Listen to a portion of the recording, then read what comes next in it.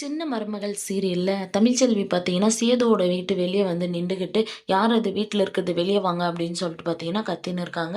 அங்க வந்த கருப்பு பார்த்தீங்கன்னா, "ஆத்தா தமிழ்ச்செல்வி பிரசவம் ஆன கையோட இங்க எதுக்கு இப்படி வந்து கத்தின்னு இருக்க? என்னய்யா உனக்கு?" அப்படின்னு சொல்லி கேட்குறாங்க. "வீட்ல யார் இருக்கிறத வர சொல்லுங்க" அப்படின்னு சொல்லி சொல்றாங்க. அப்ப மோகனா பார்த்தீங்கன்னா வராங்க. "தமிழ்ச்செல்வி வாம்மா, ஏன் என்னாச்சு?" அப்படின்னு சொல்லி கேட்குறாங்க. "இங்க யார்கிட்டயும் நான் உறவு கொண்டாட ஒண்ணும் வரல. என்னோட குழந்தைய நீங்க தூக்கிட்டு வந்திருக்கீங்க. ஒழுங்கா என்னோட குழந்தைய என்கிட்ட குடுத்துடுங்க" அப்படின்னு சொல்லி சொல்றாங்க.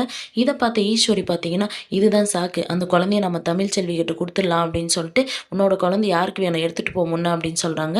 "வாயில மட்டும் தான் பேசுறீங்க. ஃபர்ஸ்ட்டு போய் என்னோட குழந்தைய எடுத்துட்டு வந்து குடுங்க" அப்படின்னு சொல்றாங்க.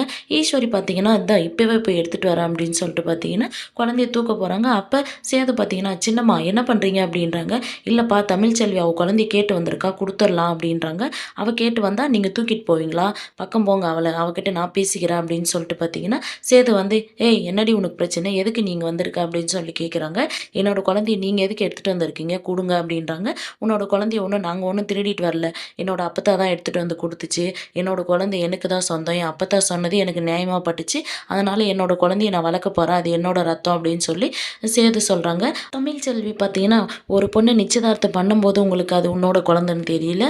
ஒரு பொண்ணு கழுத்துல தாலி கட்டும்போது அது உங்களோட குழந்தைன்னு தெரியல. இப்ப தான் தெரியுதா உங்களுக்கு அது உங்களோட குழந்தைன்னு சொல்லிட்டு. குழந்தை கருத்தரிக்கும்போது சொல்றேன், அந்த குழந்தைக்கு எனக்கும் சம்மந்தமே இல்ல. அது யாரோட குழந்தைன்னே தெரியாது. யாரோட குழந்தைன்னு சொல்லி என்ன கேட்டீங்க? இப்ப மட்டும் எப்படி உங்க குழந்தைன்னு சொல்லி சொல்றீங்க? ஒழுங்கா என்னோட குழந்தைய என் கையில குடுத்துருங்க அப்படின்னு சொல்லிட்டு தமிழ்ச்செல்வி கேட்குறாங்க. அதுக்கு சேது பார்த்தீங்கன்னா, அதெல்லாம் குடுக்க முடியாது. உன்னால என்ன பண்ண முடியுமோ பண்ணிக்கோ அப்படின்னு சொல்லி சொல்றாங்க. அதுக்கு தமிழ்ச்செல்வி பார்த்தீங்கன்னா, என்ன பண்ண முடியுமான்னு கேட்குறீங்க?